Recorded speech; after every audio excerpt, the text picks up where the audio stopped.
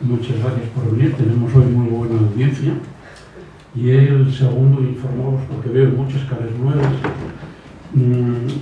Hace 5 años que una asociación asturianista, por decir así, que se llama Astura, en colaboración con el Ateneo Obrero, venimos teniendo todos los meses del año, salvo en verano, el tercer martes de cada mes una conferencia aquí en este mismo local, que es siempre de tema asturiano y siempre del mayor rigor científico posible, dependiendo mucho del tema, claro, pero siempre del mayor rigor, en catedráticos, profesores de universidad, expertos, investigadores, y es francamente interesante para que esté interesado por el país.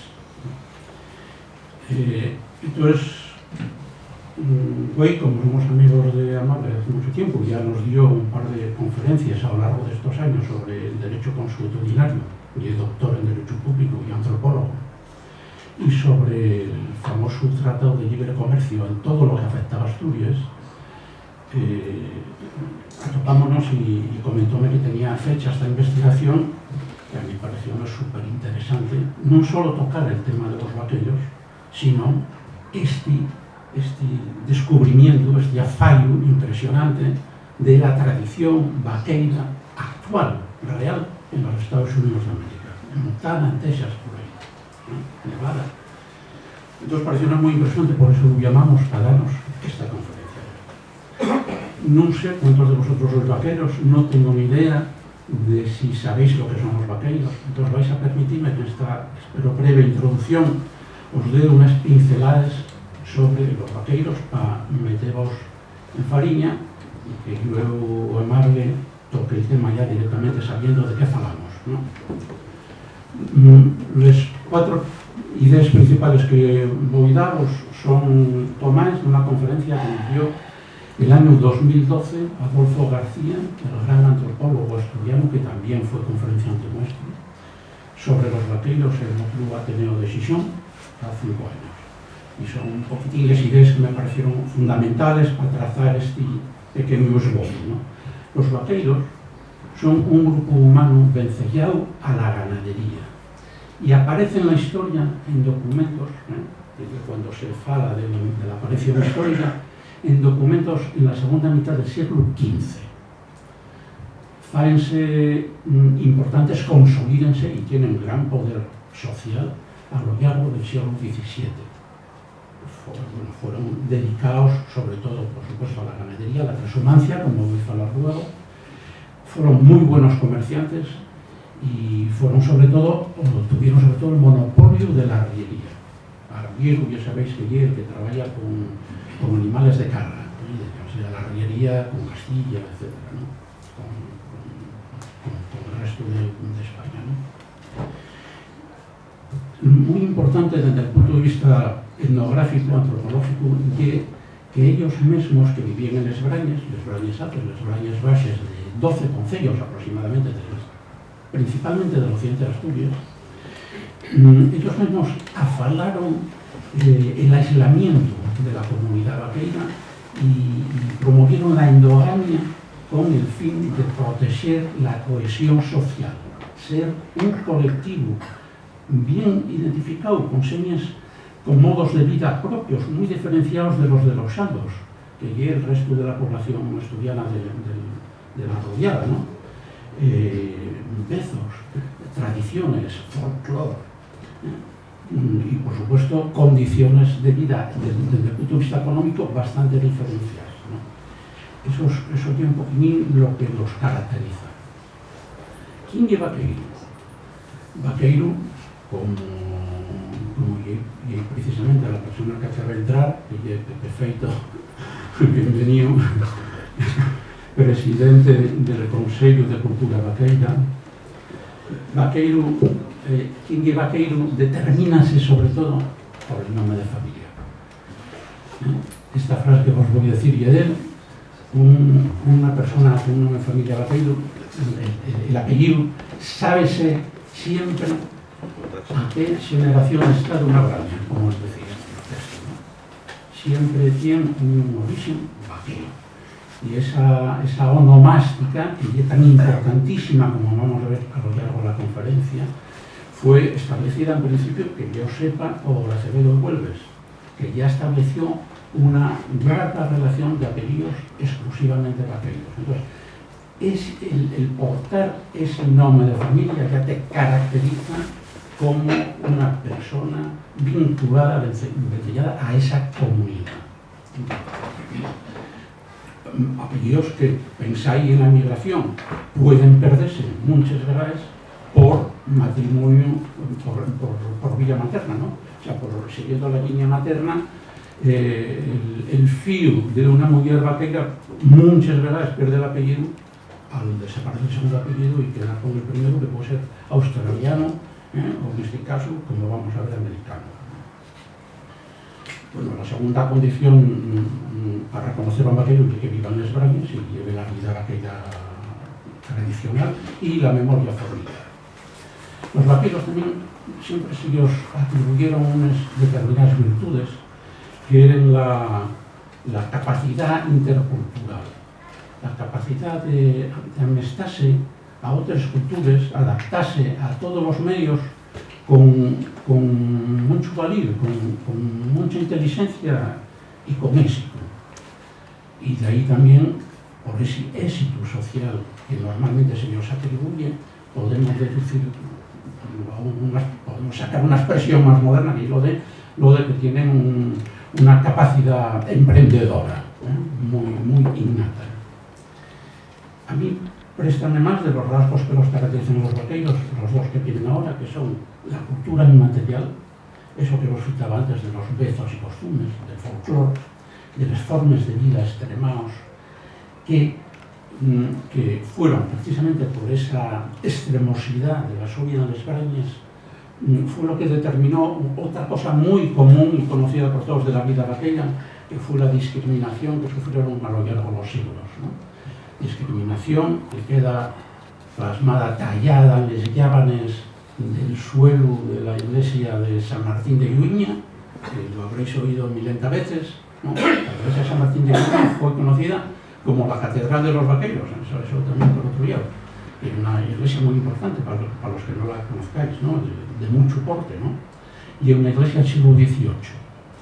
Pues en los llábanes, a la mitad del suelo de la iglesia, tienen tallado el suelo en pura, no recuerdo el año, sería mediados del 19, no pasan de aquí a oír misa los vaqueros, textualmente. De ahí para adelante no, y más todavía, si morían, o cuando morían, que todo el mundo muere, enterraban al cabo de los foriatos, bien ayoñados del altar mayor, afuera, a lo más fuera posible de la iglesia, ¿no? Bueno. Y otro aspecto, aparte de la cultura inmaterial, los bezos, los costumbres, el folclore, y el de la interterritorialidad. Esta es otra frase de Pepe Feito. Los vaqueiros nunca tuvieron territorio propio y nunca lo reivindicaron. Eso quiere decir que eran un pueblo libre en comparanza con los xaldos. Viven y venían para las Brañas sin preguntar a nadie. Subían la alzada, ¿sabéis? Que llamamos vaqueiros de alzada, porque la alzada es la expresión de desmontar la casa y agarrar el ganado y subir con todas las brañas de verano, ¿no? Eso es la alzada. Pues esa interterritorialidad, esa transhumancia ganadera y quizá el carácter sagrado del vaquero, porque su origen está precisamente en la ganadería, y la ganadería en las vacas, y la riqueza de los pastos y la búsqueda de los pastos está en el su ADN, ¿no? Sobre temas del territorio, estaría deciros una opinión mía, pero que no la sentí antes y entonces regalo. Existe por ahí una cosa que se llama comarca vaqueira. A mí oféndeme mucho. En principio me parece que un chiringuito político, parece, no lo sé, igual me equivoco, meto la pata y al final me insultáis. A mí me parece un chiringuito político. Y sobre todo a mí oféndeme mucho que llamen comarca a una cosa que no lo oye. Comarca Kiki. Comarca no es una palabra estudiada. En Asturias, lo que ellos llaman comarca, llámase país. Detrás el país, el carro el país. Y es como en Bretaña. Vosotros, si conocéis Bretaña, que conozco muy bien, en Bretaña está el Pays Bigoudin, el Pays Nantais, el Pays Vannetais, el Pays de Rennes, Pays y país en francés. Pero la palabra Pays en Francia, en Bretaña en particular, y donde se aplica así, tiene dos contenidos, dos significados, que es país histórico, administrativo, y país identitario, cultural, sociocultural, ¿no? Así que en Bretaña, y así se aplica comúnmente, sin ningún problema con el uso de esa palabra. En Asturias pasa igual, no pasa en castellano. En castellano las tres acepciones de la palabra país salen del territorio. En Asturias no. En Asturias la segunda, en el diccionario de la lengua, la segunda acepción de la palabra país es conjunto de personas que comparten costumbres, economía, historia, identidad, tradiciones y que tienen la capacidad de formar instituciones públicas. Esa es la segunda definición de la palabra país en Asturias. Así que feito, llamados país vaqueiro, por favor. Y es lo más guapo que nos puede pasar. Opinión mía personal. Bueno, esta territorialidad, voy a citaros algún, que cubre unos 10, 12, 14 incluso concellos del occidente. Les Brañes Altes y les Baixes, que van de la montaña al mar, ¿no? Que tenéis Orniedo, Tineo, Valmonte, Pravia, Salas, Valdés, Navia, Cuideiro, etc. Son los concellos principales que encierran estos brañes vaqueiros. Se defiende, da cuando yo ya lo tengo leído, que también en Urriu y Llanera se podría falar de vaqueiros de alzada. En Xixón, para terminar, y dar paso amable, en Xixón yo non tengo sentido falar de vaqueiros de alzada, de vaqueiros, ¿no? Pero sí voy a contaros cosas que quizá no sabéis. En Xixón hay 4 topónimos que falan de la Braña. Está la Braña, que es un barrio del distrito sur de Xixón. Ya el catastro, no le venía la palabra, el catastro, el marqués de Alsenada, fala de que la Braña eren textualmente, luego leerlo textualmente, y eren terrenos que utilizaban tal vez los vecinos de Roces, Tremañas y Xixón como pastizales de verano. Esto falando del barrio del sur de Xixón. Hay otro topónimo en la parroquia rural de Roces, que se llama La Braña.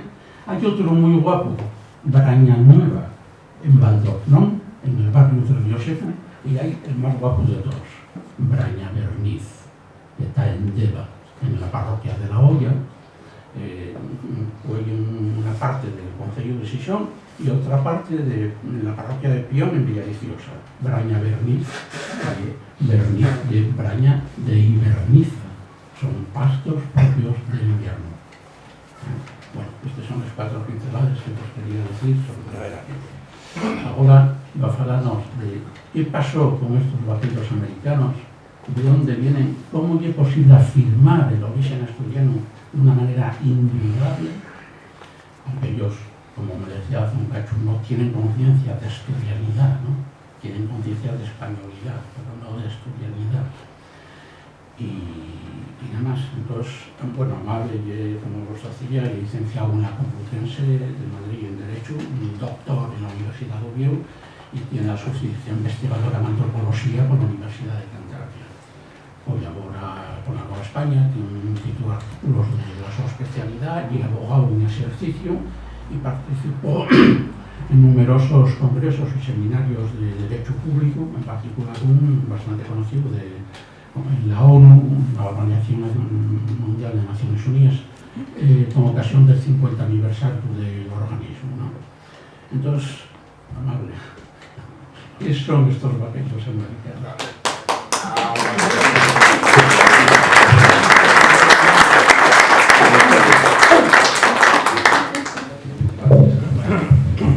Bien, muchas gracias a todos por venir. Muchas gracias a Astura y al Ateneo, porque la verdad que es la tercera vez que estoy aquí y para mí es un privilegio importante estar en esta casa, que tiene tanto que ver con la historia de Gijón y que tanto bien le trajo. En primer lugar, tengo que haceros un poco una introducción de cómo llego yo a esto, porque cómo llegamos a este título que tenemos aquí es una cosa un poco extraña.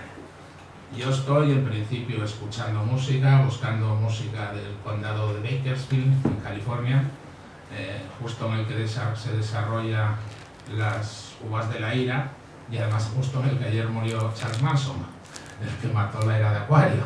No sé si es una casualidad. Y entonces escucho que uno de los sonidos más importantes es el de Buck Owens and his Buckaroos. Y entonces digo, bueno, ¿qué son estos Buckaroos? Entonces esto me hace a mí, me estimula la curiosidad. Digo, pues tengo que ver si hay una posible relación, porque yo conocía la voz vaquero o cowboy, pero no conocía la voz vaquero. Me hago un planteamiento. Digo, llegar a poder establecer una relación absolutamente indubitable entre estas dos palabras, vaquero y vaquero, son lo mismo, ¿vale? Me va a ser muy difícil, porque me va a exigir mucho tiempo y mucho presupuesto del que carezco. Pero en cierto modo, y teniendo en cuenta pues alguna experiencia en metodología arqueológica que tenía, dije, si me puedo acercar al yacimiento y hacer unas pequeñas prospecciones sabiendo lo que quiero buscar, como hacemos, de repente sabemos lo que queremos buscar y hacemos una cata de 2x2 y otra de 2x2, y si encontramos unos testigos seguimos, me planteé resolver una pregunta. Digo, ¿esta investigación merecería seguir hacia adelante o no? Y los resultados que me dio la investigación que hice, pues fueron mucho más convincentes y mucho más animosos para seguir con ello de lo que yo esperaba. Encontré bastante más de lo que creía que iba a obtener.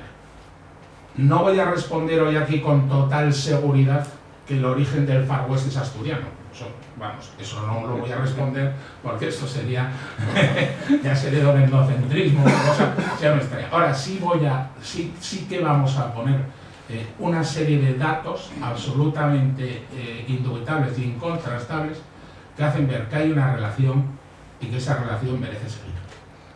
Quiero también decir y dar las gracias que yo esta investigación la estaba haciendo para mí, para satisfacer mi propia curiosidad. Yo no esperaba publicar nada de esto, ni hacer nada de esto, ni sacarlo adelante. Me interesaba, porque me interesaba, pues relacionaba dos mundos muy míos, y entonces en eso yo, como tengo curiosidad, seguía con ello.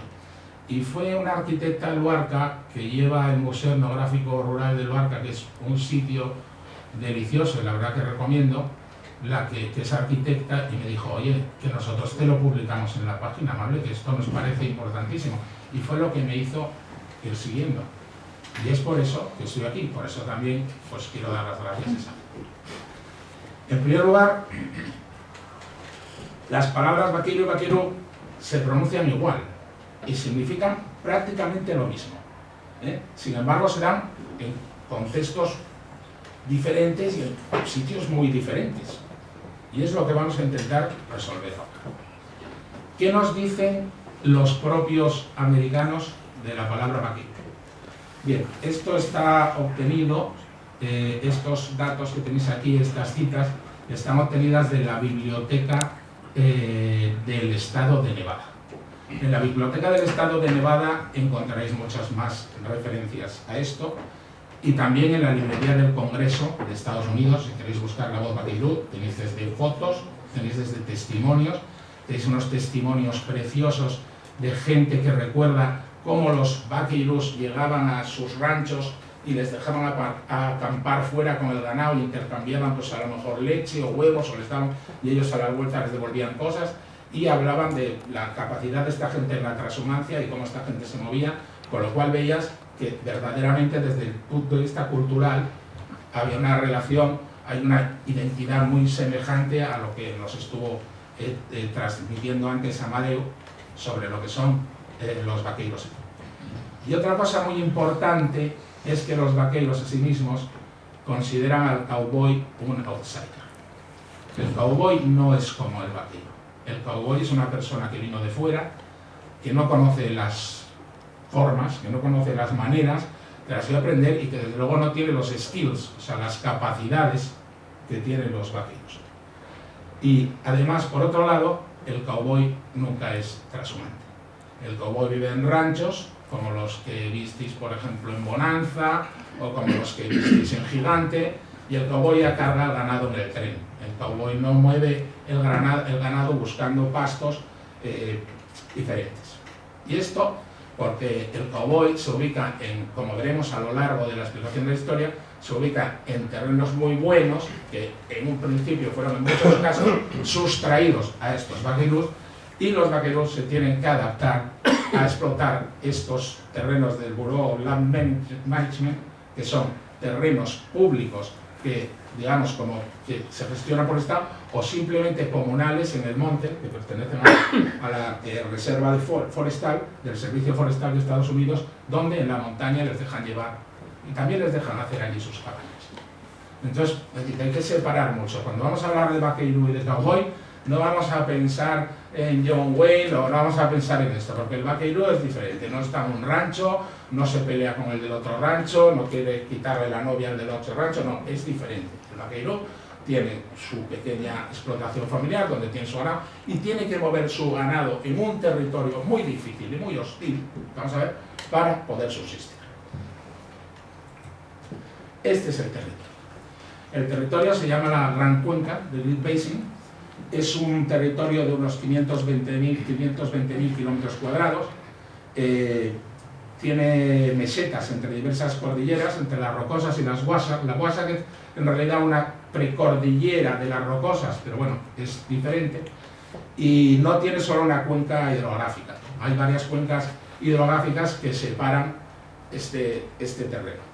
Pero para haceros una idea de lo agreste y lo complicado que es, el sitio más bajo de Estados Unidos está en esta cuenca y el más alto, el monte Whitney, está también.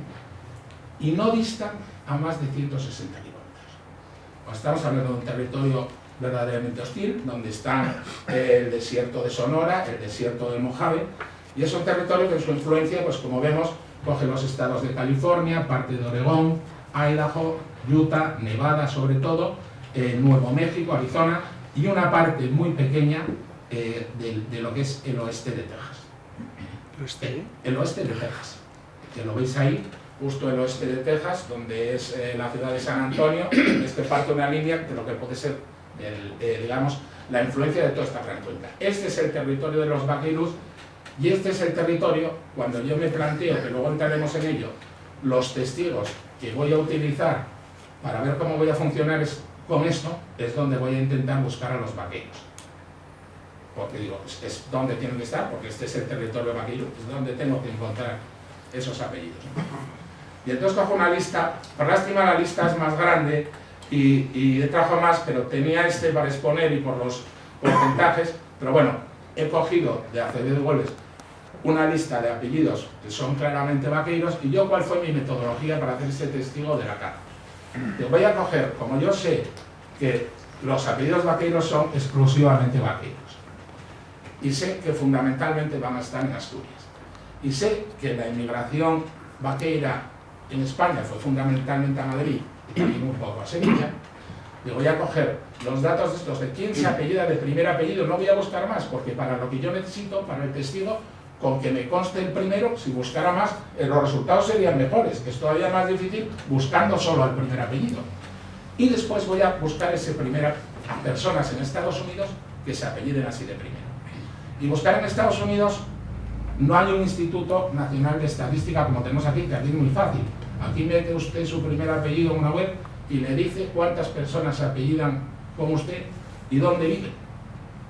Pero allí no lo hay. Entonces allí los registros que se utilizaron básicamente fueron las fuentes de información telefónica, sobre todo las web pages, y otra que también hay que es sobre personas profesionales, que es bastante rápida, y con eso quiero decir que cuando os digo, o les digo, con perdón, los tuteo, que en España hay 441 Arnaldos y en Estados Unidos 327, puedo asegurar con total certeza que en España hay 441 personas que de primer apellido se apellidan Arnaldo, pero en Estados Unidos puedo decir que hay 327 y que seguramente haya más, porque la búsqueda en Estados Unidos no ha sido tan exhaustiva.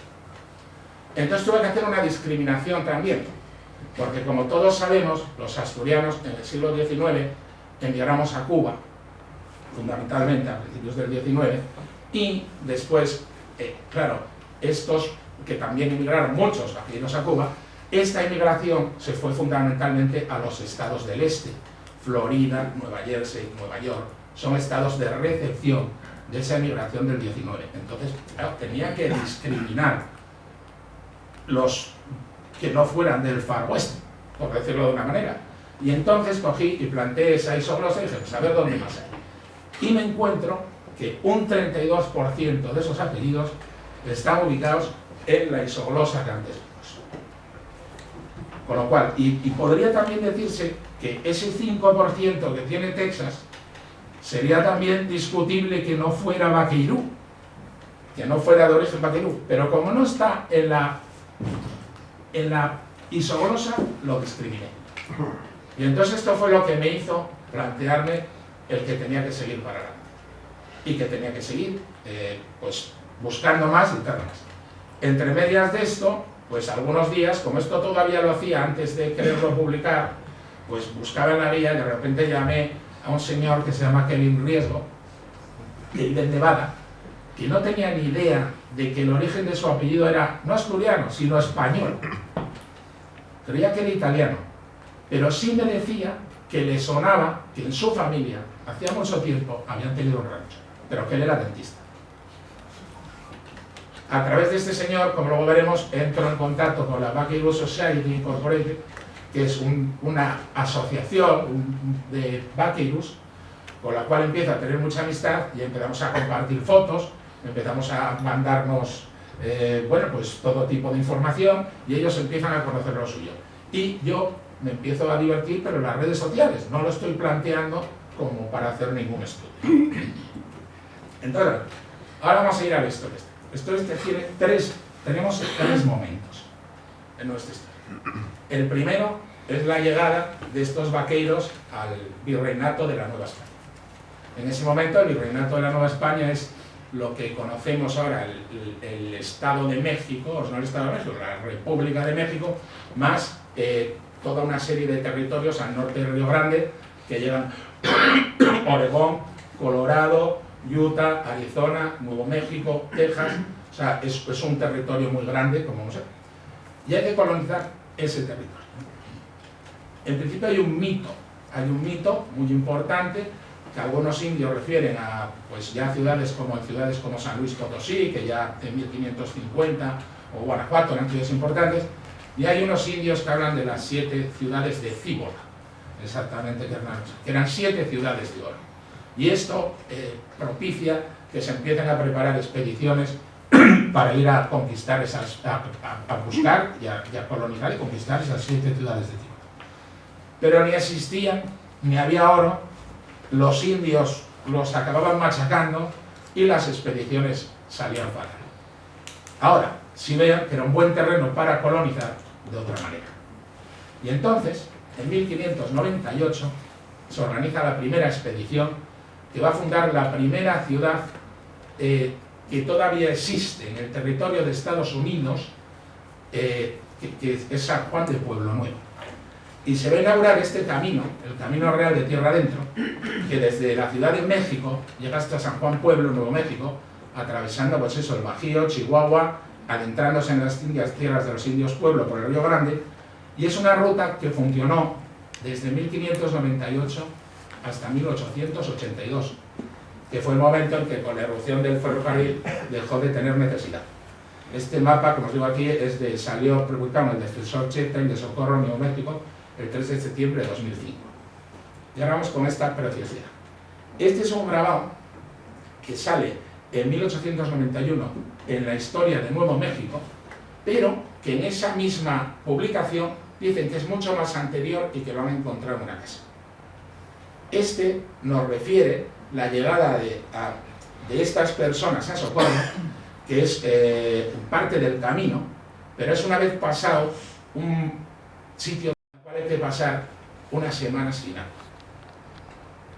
Cuando hablamos de cómo situar a los vaqueiros ahí, no tenemos que olvidar una cosa, que como arrieros y como conductores de ganado, no solamente eran los mayores especialistas en la península ibérica y los que más lo hacían en la corona de Castilla con diferencia, sino que seguramente eran los mejores especialistas del mundo occidental.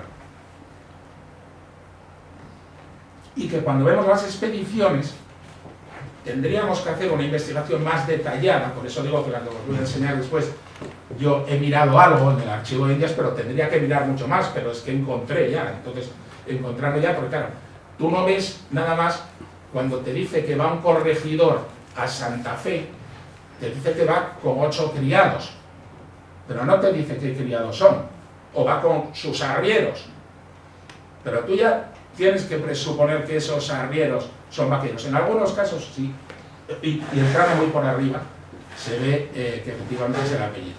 Que son estos 4 que, así por encima, os digo, o sea, que embarcaron hacia la Nueva España, que lo veas en el archivo de Indias, pero que lo ves de entrada sin entrar mucho, lo pueden ver ustedes ahora mismo, es pues con el gobernador Antonio Maldonado y Taboada, va Alonso de Riesgo, que embarcó el 1673. Alonso Calzón pasó también a la Nueva España en 1535. Juan Antonio Riesgo marchó el 20 de noviembre de 1741. Y Francisco Gancedo, que lo hizo como otros para Nueva España el 27 de diciembre de 1785. Otra cosa más, yo busco los embarques para la Nueva España, pero si buscáramos los embarques para las Antillas también encontraríamos más, porque no solo se iba a la Nueva España, también se iba a Cuba y desde allí se pasaba al otro lado. Es decir, como yo estaba buscando testigos, como si estuviera haciendo una cata arqueológica, es decir, que cuando encontramos esto, cerramos y ya sabemos que hay que ir a buscar más allá. Pero en principio no podemos ir porque lo que tenemos es que seguir haciendo la investigación para ver si al final de una forma redonda podemos decir esto merece estudio, hay que continuar con ello y esta tesis es defendible y la hay que defender. Bien, aquí pasa una cosa, esto que vamos a entrar ahora es parte de la segunda fase. Como sabéis, desde 1763 hasta 1803 la Luisiana es un territorio español. La Luisiana no es el estado que conocemos ahora mismo, sino es un estado que va desde Nueva Orleans hasta el Canadá.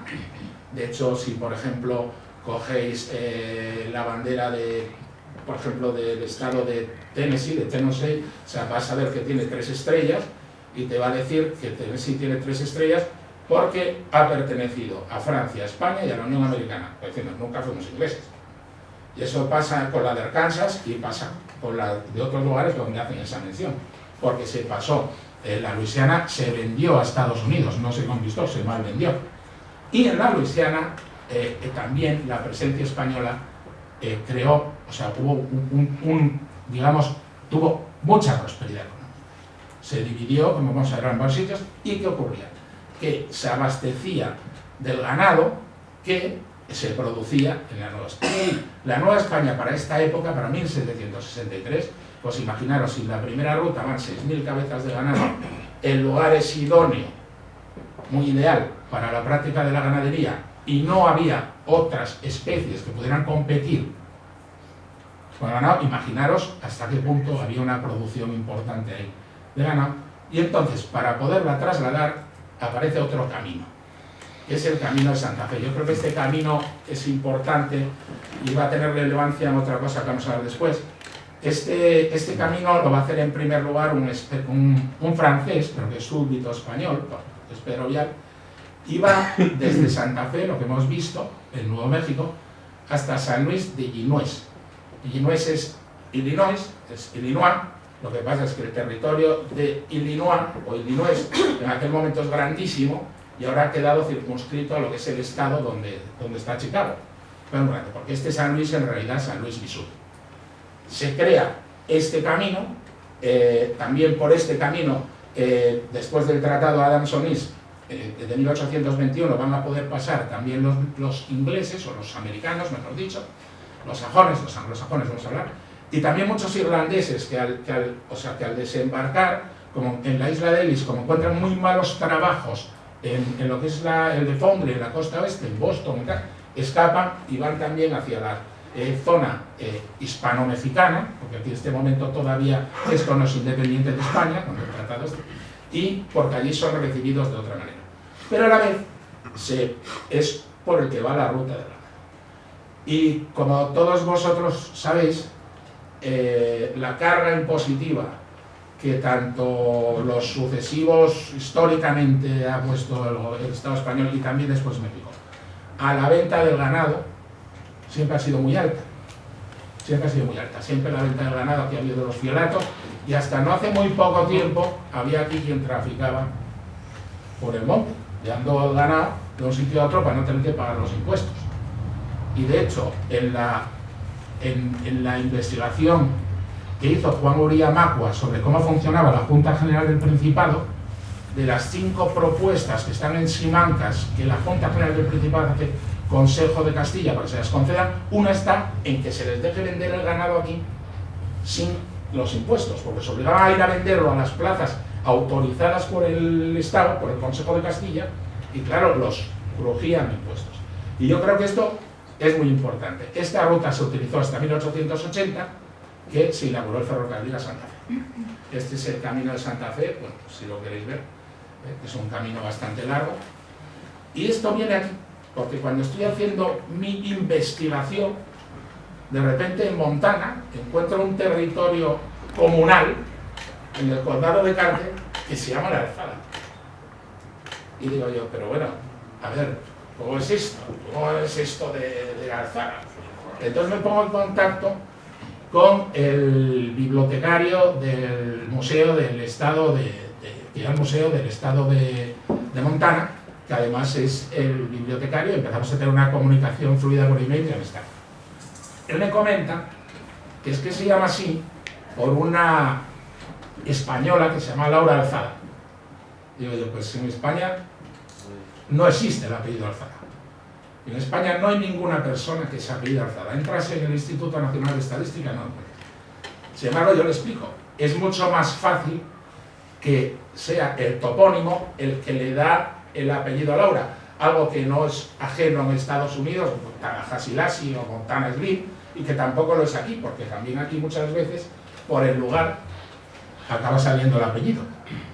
Bueno, el caso es que Laura lo está buscando, y claro, él me dice, pero es que estos pastos no son buenos, solo son buenos en verano. Digo, es que de eso se trata.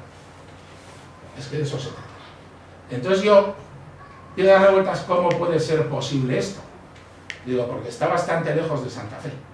Y entonces encuentro, y quizás esto es una hipótesis, que quizás la razón por la que ellos van allí es que para evitar esos impuestos, o incluso con ganado que pudieran tener ellos, o juntarse varios de lo que tienen para poderlo subir arriba, lo suben a Montana, porque mira, si os fijáis, aquí, o sea, aquí está, muy cerca está Pueblo, entonces de Pueblo hay una buena ruta y ya cogiendo el Missouri, el cauce del Missouri subiríamos arriba. Y si lo podemos criar aquí, después acabaríamos llegando a Kansas City, que es el gran mercado de ganado en esta época en Estados Unidos. Y claro, venderíamos el ganado sin pagar ningún tipo de impuestos, aquí o en Abilene. Y esta que se considera la expedición de Nelson, que puede ser la primera, la de 1866, yo entiendo que Nelson ya siguió una ruta que seguramente bajaba esta gente. Porque lo cierto es que cuando llegan, no son ni 12 años más tarde, el famoso 7º de caballería Alzada, en 1878, le ponen el nombre de Stonewall y dicen, no, esto ya se llama Alzada, y el nombre que ha pervivido es el de Alzada. Que además se me olvidó deciroslo antes, hay un festival en verano, el que quiera ir en agosto, de si os gustan las cosas de los caballos, los rodeos, el tema este vaquerú, el country, la parrilla y todas esas cosas, que es una maravilla. Y música y todo, que es un festival de esta gente que tiene mucha fama, con muy buenas actuaciones. Entonces yo pienso, esta es una hipótesis, que claro, que para poderla demostrar, pues tendría que entrar mucho más allá.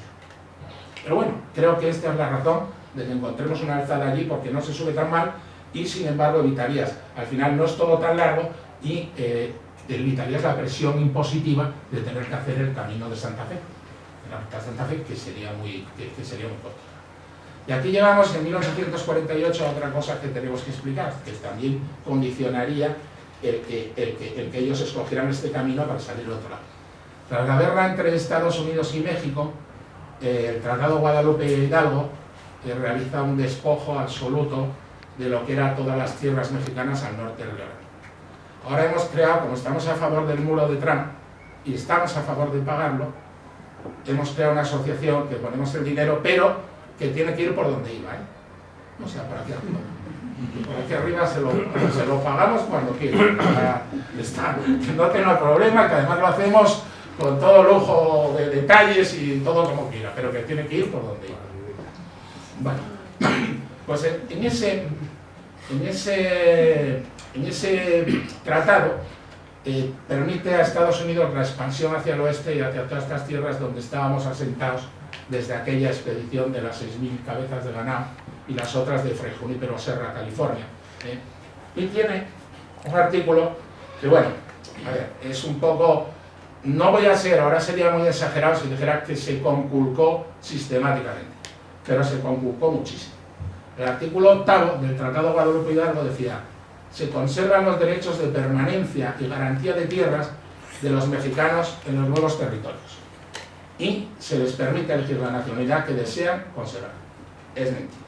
O sea, a partir que se produce la gran expansión de los terratenientes anglosajones americanos hacia las fortunas y empiezan a constituir estados, empiezan a nombrar jueces, todo esto, los mexicanos, o sea, nuestra gente, los vaqueirús, por eso se van a ver expulsados de esas tierras y van a tener que acabar yendo a la Gran Cuenca, a lo peor, en muchos casos, se ven sometidos a una presión que, bueno, que se conoce y que la habéis visto en muchos sitios. Y entonces, como pues estamos hablando de los orígenes del Far West, pues vamos a hablar un poco del Far West, que no es otra cosa. Entonces, dentro de estas historias más conocidas de la épica del Far West hay dos. Una sería el duelo en Roque y Corral y otra sería la guerra del condado de Lincoln. Y la guerra del condado de Lincoln nos afecta, por decirlo de una manera. Bueno, se trata de unas guerras que hay entre los irlandeses que habían venido y se habían incorporado con los mexicanos y vivían en estas tierras de Nuevo México contra una especie de lobby mafioso que montó el gobernador Wallace, que se llama el Ring of Santa Fe. Este Wallace, que ahora no os suena, os acordáis siempre indirectamente de él en Navidades y en Semana Santa. Porque en Navidades y Semana Santa siempre os echan Ben-Hur y lo escribieron. Además, empezó a escribir Ben-Hur queriendo impugnar la historia de Cristo y acabó siendo uno de sus grandes propagandistas, lo cual puede también a lo mejor tener un poco de ver en lo que vamos a ver después. ¿Y quién es el protagonista de estas guerras? ¿Quién es el bueno? ¿Quién podemos decir? Es este señor irlandés, que es William H. Bonney, al que los mexicanos le pusieron el sobrenombre de Billy el Niño, los otros Billy de Kid.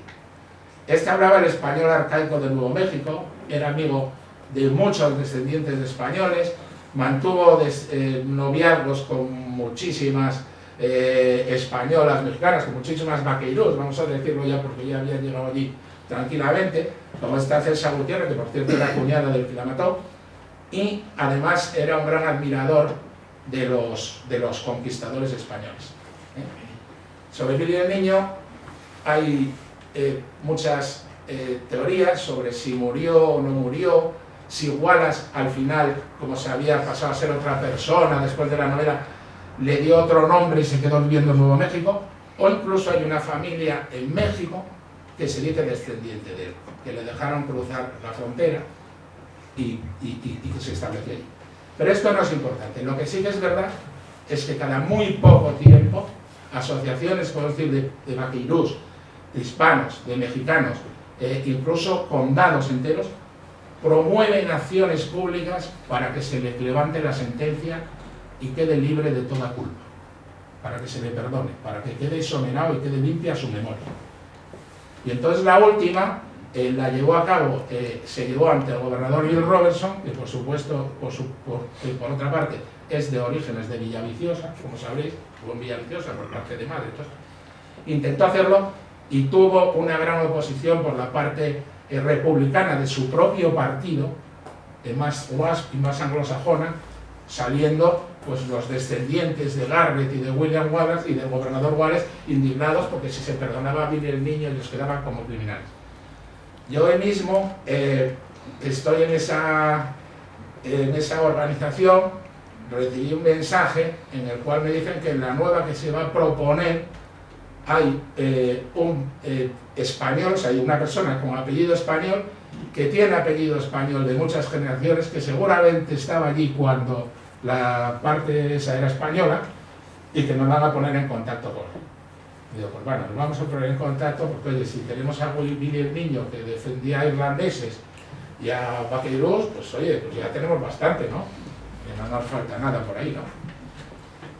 Entonces ahora os voy a enseñar unos vaqueros en la actualidad. Estos son dos fotos de la Biblioteca del Congreso. Ya os quiero decir, ya podéis, traéis ahí, vais a tener muchísima más información, porque esto es una entrada que yo os doy. ¿Lo veis? Para que veáis, viven en sus cabañas. La cabaña de la derecha, esta de Lil Alwick Lankamp, está, pues fijaros en la fisonomía, cómo tiene mucho que ver, desde un punto de vista de etnoarquitectura, con las cabañas que podemos tener nosotros. Claro, no son los mismos materiales, porque allí no puedes tener una cubierta vegetal, no tienes el mismo tipo de piedra, pero sí tienen el yar en el centro, o sea, realmente se parecen mucho. Y el único estudio que hay hecho sobre etnoarquitectura de las cabañas vaqueiros relaciona y dice que su origen está en las cabañas alpinas italianas. Pero es que las cabañas alpinas italianas y las cabañas asturianas son lo mismo, vienen del Neolítico y son iguales. Lo único que ha pasado es que la persona que ha hecho ese estudio para relacionar eso desconocía absolutamente este tipo de relación, no tenía un enfoque holístico para poder llegar a esto y no lo pudo ver. Y ahora, pues ya para aclarar, para que veáis un poco, pues estos son mis amigos que me mandan una foto, una de la boda. Si os fijáis, otra cosa que los diferencia de los cowboys es que usan el fieltro, o sea, la lana como usamos nosotros, como si fuera la del traje del país. Abatanada. Sí, abatanada, usan la lana y bueno, si veis también el sombrero, no es el típico sombrero cowboy, se parece más al sombrero vaqueiro. Aquí están haciendo una ceremonia de compraventa de ganado. Mandar la foto para que la viera como lo hacían ellos, a un señor que viene a ser como si fuera una especie de partidor, que o sea, llevan el libro los registros de quién vende a quién y es a la persona que acuden cuando tienen algún tipo de conflicto. Y luego, pues como va a haber unas preguntas y vamos a acabar, y para abriros un poco el apetito os voy a enseñar esto, que es su plato, digamos, nacional, que es el menudo, que son unos callinos que tienen una pinta bárbara. Y seguramente no vas a encontrar unos callos que se parezcan tanto como los que preparan ellos. Y entonces ahora, si queréis, pues podemos abrir un turno de preguntas y muchas gracias por venir.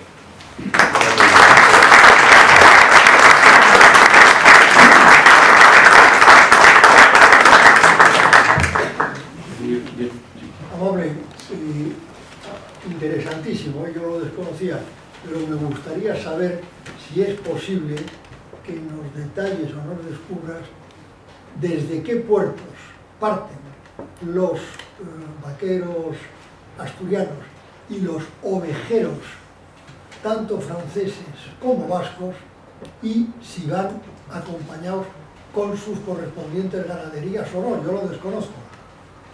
Bueno, bien, todo lo que fuera español tenía que salir por Sevilla.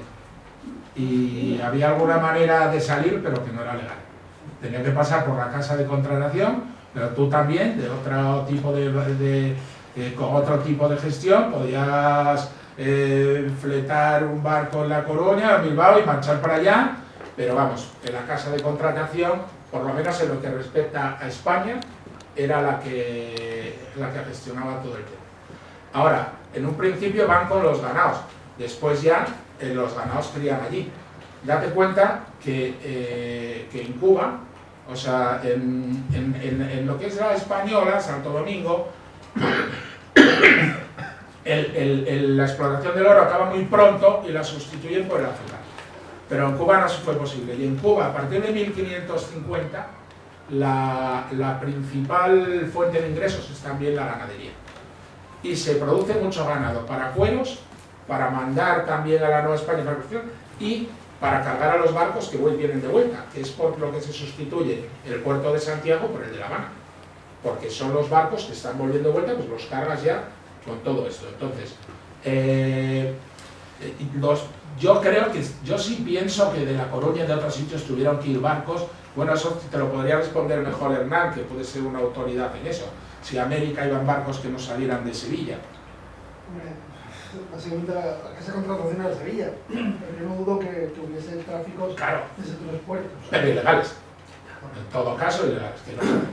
Y luego, respecto a lo de los ovejeros vascos, fíjate qué pena, un amigo que no ha podido venir hoy, que es en el riesgo, me pasó un enlace porque estuvo en un congreso con pastores vascos de ovejas, que había alguno asturiano, que tengo aquí el enlace, porque me lo mandó y que te lo paso después por un WhatsApp, para que lo mires. Porque es verdad que me dijo, oye, ¿y qué conexión tiene esto? Y digo, mira, yo lo de los pastores de las ovejas, yo no me metí, porque yo soy los vaqueros, y vamos, y ahora se me está olvidando también una cosa, que estamos hablando del ganado, pero el oficio de arrieros en los vaqueros es tan fundamental como el otro. Y daos cuenta la dimensión que tiene el virreinato de la Nueva España en aquel momento, que es el México ese que vimos en el Tratado de Guadalupe Hidalgo. O sea, y ahí hay que ser muy profesional y para moverse y trasladar mercancías y hacer caravanas, tiene que ser gente que sepa mucho. Quería hacer una mención que el ganado no se ha reconocido, o no se ha conocido comúnmente, pero bueno, tanto la oveja merina, que forma gran parte de la oveja americana, pero también hay una cuestión que no es muy conocida, que es que el cuernilargo, el Longhorn, es español. Sí, totalmente español. Está introducido todo ese ganado tejano, y Oklahoma, Kansas y demás, es ganado español. Y el rubio, emparentalísimo genéticamente con la de aquí. El otro día había tenido una discusión y tuve que mandar una foto, pues salió una Longhorns de aquí que parecía totalmente para ponerte el sombrero y ponerte ya a tocar. Y dije, mira, para que veas que aquí hay Longhorns, no vayas a creer que no tenemos. Es de aquí. Y eso, el brit, o sea, se reconoce que genéticamente. ¿Ves? Eso es otra parte del estudio que habría que seguir haciendo, pero es que claro, es una cosa muy ingente. Yo puedo presentarlo hoy y deciros que yo concluyo que esta investigación inicialmente hay que seguirla, porque es evidente que en la historia del Far West hubo presencia de vaqueros. No sé hasta qué punto son determinantes en toda la práctica que hay para actuar con el ganado, para moverse, no sé si son ellos, digamos, los que son absolutamente los que inician a los demás y siempre son vaqueros, no lo sé, pero desde luego hay una presencia fundamental de los vaqueros en toda esta historia, es muy importante y es que merece la pena estudiarla, porque además puede tener unos vínculos muy grandes. Y ellos están encantados. Te lo digo porque en esa boda que visteis, intenté mandar 2 cajas de sidra. Y no me dejaba la historia esa federal, que para mandar bebidas y no sé qué, digo, si no es dinamita. Hombre, si te debe las 2 cajas, sí, tal vez tú solo, pero si no... Entonces, sí. Que no pudiste. Perdón, no pudiste al final. Lo de la sidra, no se te logró. No se me logró, me dio una rabia grande porque me hubiera prestado, más me hubieran mandado un vídeo brindando con la sidra, además se lo iba a mandar de allí del Valle de San Jorge, de lo nuestro, del cucharero, y entonces se lo iba a mandar y iba a decir, mira, ahora vas a brindar con sidra de la nuestra, pero no se me arregló. Una palabra y nada más. ¿Bien? Si no hay más gente que quiera. No. Que lo primero que tengo que decir es que la descripción de la delimitación de lo que es el vaquero que hizo Amadeu se escucha tan rigurosamente pocas veces, ¿no? Hay que felicitarlo. Y sobre todo hay 2 aspectos que son importantes, que corresponden a la cultura no material, que es la capacidad intercultural. No ya lo concreto de pasar a León o pasar a Zamora, no. La interculturalidad, es decir, la capacidad para relacionarse con otras culturas diferentes, sin renunciar a la propia, y de operar de manera eficiente en espacios de mercado muy diferentes, ¿no? Esas son características acumuladas, y eso es muy, muy importante. Aparte de la tradición familiar, el apellido a veces se pierde, pero el apellido es un referente, y es la tradición familiar.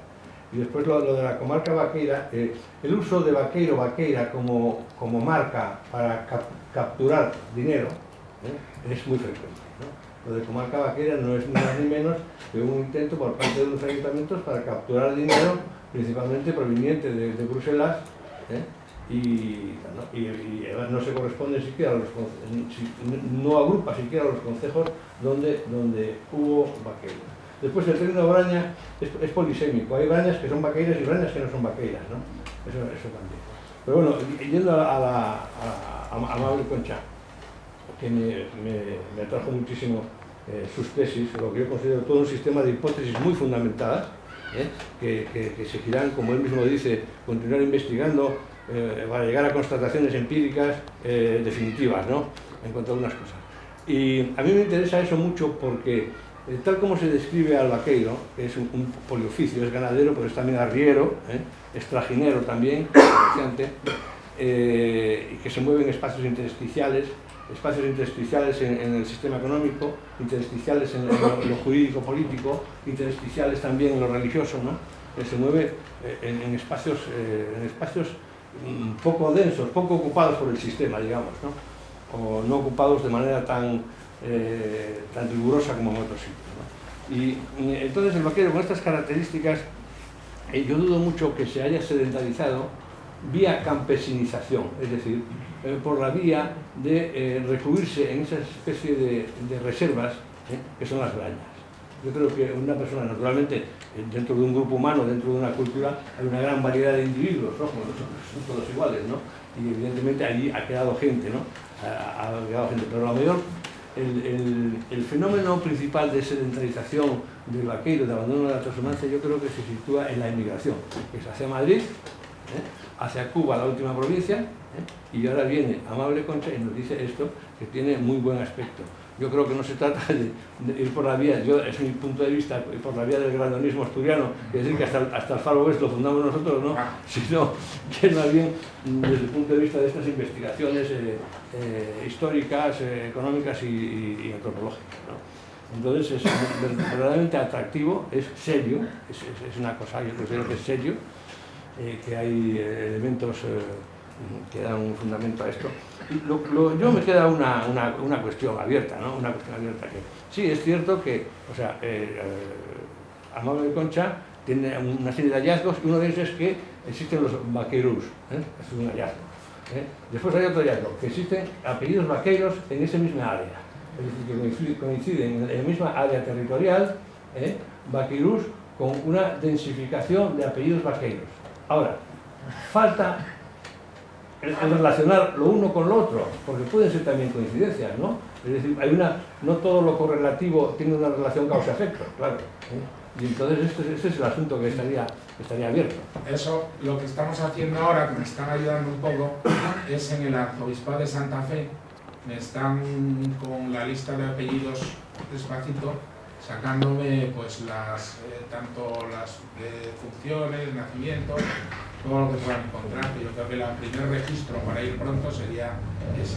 Y luego otra cosa con la que creo que sería importante hacer, porque la expedición de Juan de Oñate, la que va con esas 6.000 que hemos visto sus arrieros, que en el grabado tan bonito y tal, esa está muy bien documentada, pero está muy bien documentada en Zacatecas. Hay que ir a Zacatecas, al archivo del Estado, hay que encerrarse allí, coger los papeles y poco a poco ir viendo la lista, y entonces en esa lista podrás ver.